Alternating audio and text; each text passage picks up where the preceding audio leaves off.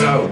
It's tobacco fields and it's flat and there's cicadas buzzing in the trees, big muddy rivers flowing through it. Our next performer talks about the Mystic Highway, Highway 6. And think about all the people that have come up that highway, right? You guys think I'm joking, but it's a real thing. It's a real thing, from Robbie Robertson to Fred Eaglesmith.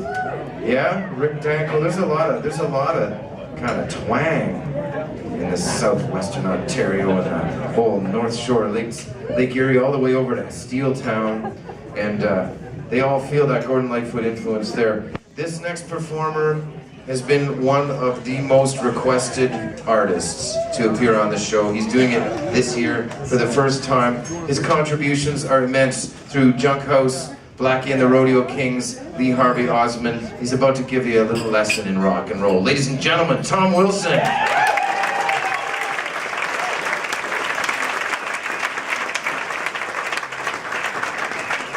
Well, you know, something comes to mind when you gotta follow Coco Love Alcorn, and the thing that comes to mind is, why bother? I'll take a little more vocal.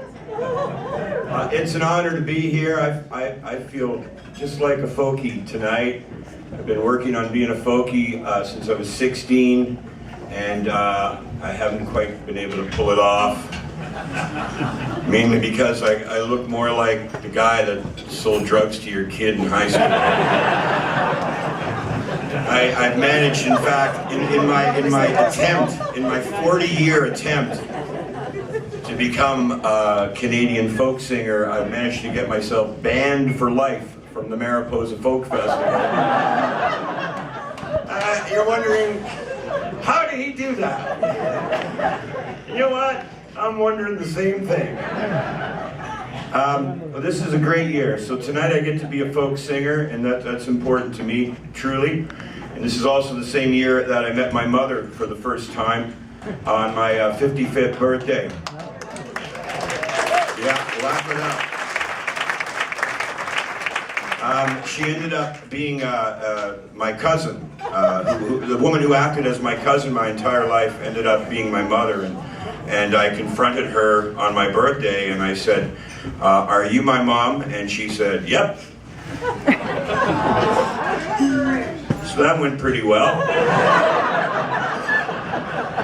When I was 8 years old, she bought me my first Gordon Lightfoot record. She bought me that first Lightfoot album, you know, it says Lightfoot across the top.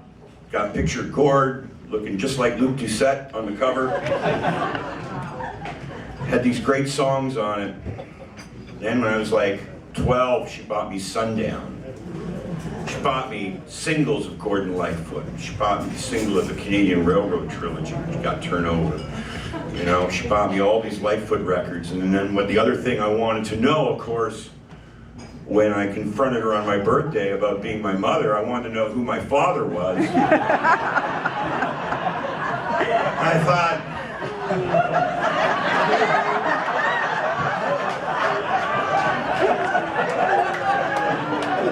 I look so much like him. You know?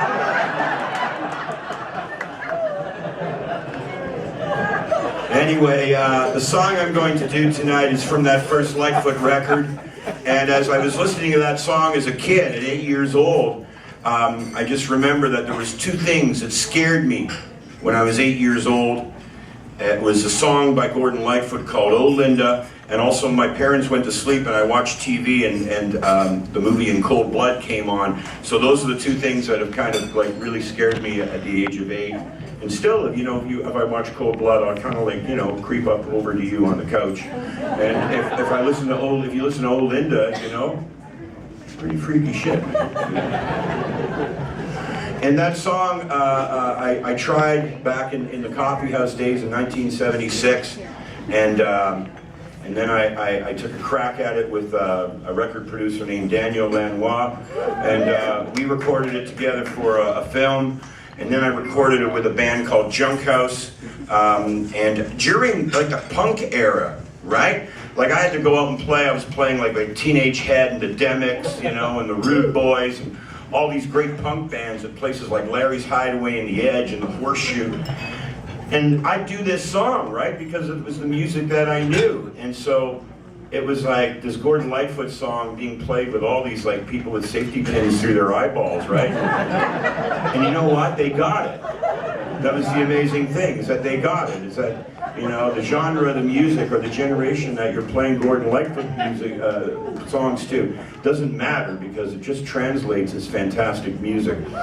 So we're gonna try to pull this off tonight.